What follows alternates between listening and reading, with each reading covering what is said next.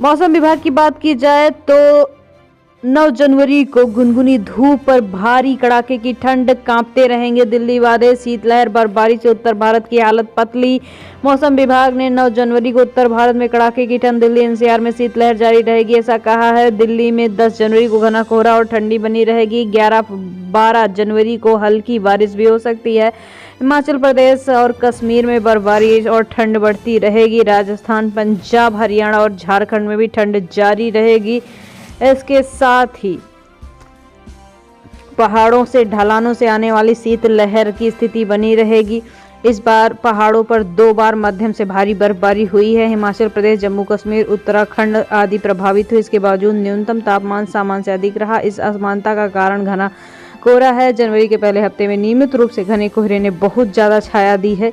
कोहरे की परत की गहराई और इसकी अवधि रात के तापमान में गिरावट को रोकती है। अब न्यूनतम तापमान 3 दिनों में गिरावट की संभावना है। न्यूनतम तापमान 6 डिग्री तक गिर सकता है। हालांकि वेस्टर्न डिस्टर्बेंस से हवाओं के पैटर्न में बदलाव आ सकता है। इसकी वजह से 10 से 12 जनवरी के बीच दिल्ली समेत उत्तर भारत में बारिश और गरज के साथ बौछारें पड़ेंगी। ये स्थितियां जनवरी के दूसरे हफ्ते के दौरान तापमान में तेजी से गिरावट नजर आएगी।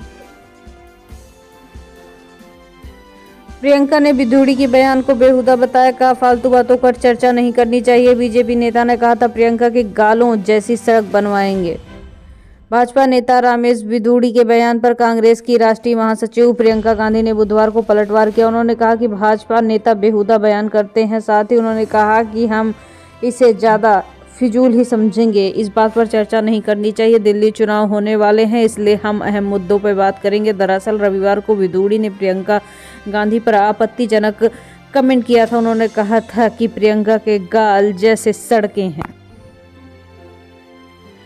कोरोना वायरस जैसे HMPV का नवा केस, मुंबई में 6 महीने की बच्ची संक्रमित, गुजरात में अस्पतालों में आइसोलेशन वार्ड, पंजाब में मास्क पहनने की सलाह। कोरोना वायरस जैसे ह्यूमन मेटोनमो वायरस HMPV का महाराष्ट्र में तीसरा केस मिला है। मुंबई के हीरानंदानी अस्पताल में 6 महीने की बच्ची संक्रमित मिली है। उसे 1 जनवरी को खांसी, सीने में जकड़न, ऑक्सीजन लेवल 84 तक गिरने की वजह से भर्ती कराया। हालांकि अब वो ठीक है। दिल्ली चुनाव में आपको सपा तृणमूल का सपोर्ट, कांग्रेस अकेली। अशोक गहलोत बोले आप हमारी विपक्षी, केजरीवाल बोले कांग्रेस भाजपा का गठबंधन उजागर। दिल्ली विधानसभा चुनाव से पहले इंडिया ब्लॉक की पार्टियां अलग थलग नजर आ रही हैं। आप के संयोजक अरविंद केजरीवाल ने ममता बनर्जी, समाजवादी पार्टी के मुखिया अखिलेश यादव को समर्थन करने के लिए शुक्रिया कहा। इसी बीच कांग्रेस के वरिष्ठ नेता अशोक गहलोत ने बुधवार को कहा दिल्ली में आप हमारी विरोधी है। केजरीवाल जनता के बीच भ्रम फैला रहे हैं कि उनकी पार्टी दोबारा चुनाव लड़ेगी। इस बयान पर केजरीवाल ने तुरंत जवाब दिया। उन्होंने कहा कि विधानसभा चुनाव में भाजपा और कांग्रेस का सीक्रेट गठबंधन उजागर हो गया है। दिल्ली में आप का शीश महल वर्सेस भाजपा का राजमहल, आप नेताओं की पुलिस में झड़प, भाजपा ने आतिशी को बंगले वाली देवी बताया। विधानसभा चुनाव से पहले दिल्ली सीएम आवास पर शीश महल कहने पर भाजपा और आप का आमना सामना हो गया, लेकिन इसे लेकर बुधवार को दोनों पार्टियों ने जमकर प्रदर्शन किया। सरकारी नौकरी की बात की जाए तो एम्स दिल्ली में 220 पदों पर भर्ती, बिना एग्जाम के सिलेक्शन, 55,000 से ज्यादा सैलरी। अखिल भारतीय आयुर्विज्ञान संस्थान एम्स नई दिल्ली में जूनियर रेजिडेंट JR 200 पदों पर भर्ती निकाली गई है। उम्मीदवार ऑफिशियल वेबसाइट amsexam.ac.in पर जाकर आवेदन कर सकते हैं।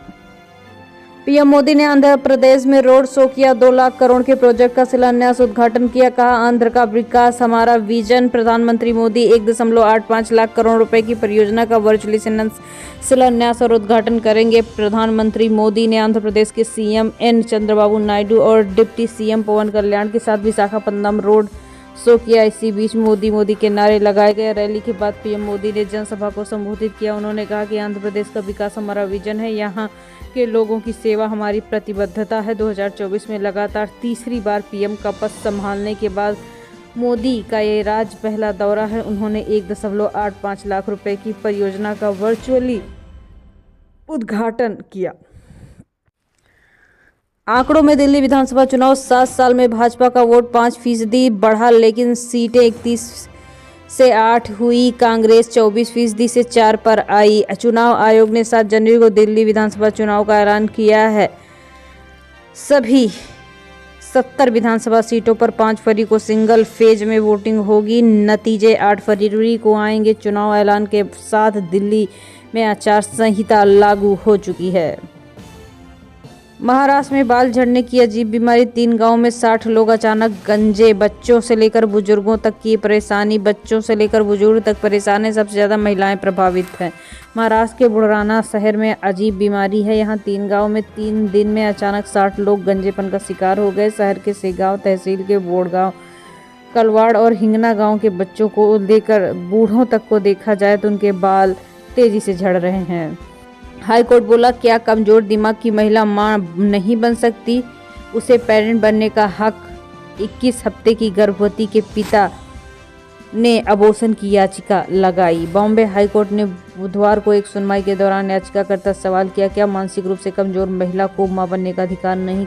अगर हम ऐसा कहते हैं कि दिमाग वाले व्यक्ति को पेरेंट बनने का अधिकार नहीं, ये कानून के खिलाफ होगा।